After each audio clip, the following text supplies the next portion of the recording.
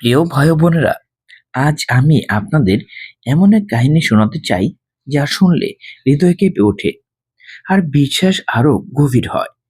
এই কাহিনী আমাদের মনে করিয়ে দেয়, যাকে আল্লাহ রক্ষা করেন তাকে কোনো শক্তি ক্ষতি করতে পারে না। এই কাহিনীর কেন্দ্রে শিশু মুহাম্মদ সাল্লাল্লাহু আলাইহি সাল্লাম, মরুভূমির জীবন ও হালিমা রাদিয়াল্লাহু আনহা।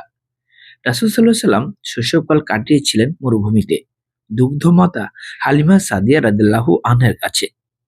এই মরুভূমি জীবন ছিল কঠিন, বন্য পশু, খরা, শূন্যতা।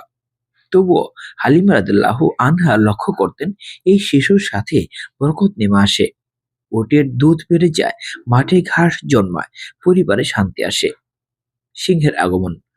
একদিন শিশু মুহাম্মদ সাল্লাল্লাহু আলাইহি সাল্লাম মরুভূমিতে একটু দূরে ছিলেন। হঠাৎ দূর থেকে দেখা গেল একটি বিশাল সিংহ এগিয়ে আসছে। হালিমা রাদিয়াল্লাহু আনহু আতঙ্কে ছুটে গেলেন।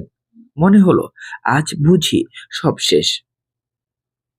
কিন্তু অবাক করার মতো ঘটনা ঘটল।